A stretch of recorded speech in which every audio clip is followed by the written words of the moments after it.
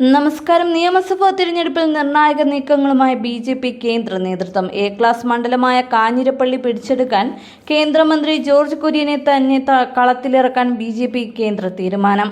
മണ്ഡലത്തിൽ മികച്ച പ്രകടനം നടത്താൻ ജോർജ് കുര്യന് സാധിക്കുമെന്നാണ് വിലയിരുത്തൽ. കാഞ്ഞിരപ്പള്ളിയിൽ ശ്രദ്ധ കേന്ദ്രീകരിക്കാൻ ജോർജ് കുര്യന് കേന്ദ്ര നേതൃത്വം പ്രത്യേക നിർദ്ദേശം നൽകി കഴിഞ്ഞു എന്നാണ് ലഭിക്കുന്ന വിവരം. ജോർജ് കുര്യന് സഭാ നേതൃത്വങ്ങളുമായുള്ള ബന്ധവും വോട്ടാക്കി മാറ്റാനാണ് ബി.ജെ.പിയുടെ നീക്കം.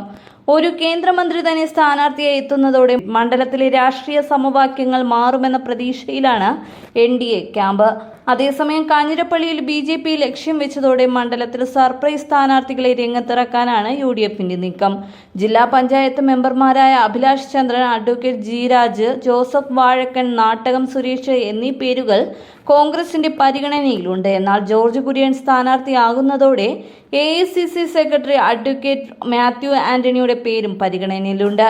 ജസ്റ്റിസ് സിറിയക് ജോസഫ് മരുമകനായ മാത്യു ആന്റണിക്ക് കരിപ്പാമ്പറമ്പിൽ കുടുംബ ബന്ധമാണ് കാഞ്ഞിരപ്പള്ളിയുടെ അടുപ്പം.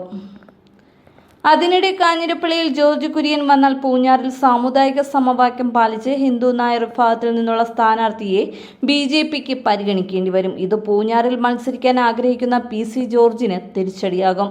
പൂഞ്ഞാർ സീറ്റ് നിലവിൽ ബി.ഡി.ജെ.എസിന്റെ കൈവശമാണ്. സീറ്റ് ബി.ജെ.പിക്ക് വിട്ടുകൊടുക്കുമെന്ന് ബി.ഡി.ജെ.എസ് നേതൃത്വം അറിയിച്ചിരുന്നു.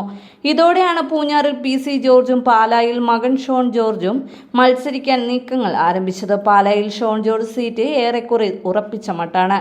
എന്നാൽ അച്ഛനും മകനും സീറ്റ് കൊടുക്കുന്നതിനോട് ബി.ജെ.പിയിൽ വലിയൊരു വിഭാഗത്തിന് എതിർപ്പുണ്ട്. ഇതിനിടെയാണ് കാഞ്ഞിരപ്പള്ളിയിൽ ജോർജ് കുര്യനെ ബി.ജെ.പി നേതൃത്വം പരിഗണിക്കുന്നത്.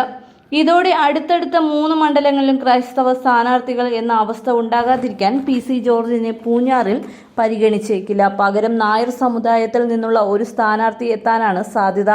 പൂഞ്ഞാർ തെക്കേക്കര പഞ്ചായത്തിൽ ഭരണം പിടിക്കുകയും തദ്ദേശ തെരഞ്ഞെടുപ്പിൽ മണ്ഡലത്തിൽ നേട്ടമുണ്ടാക്കാൻ കഴിഞ്ഞതിനാൽ ബി.ജെ.പിക്ക് പൂഞ്ഞാറിൽ പ്രതീക്ഷയുണ്ട്.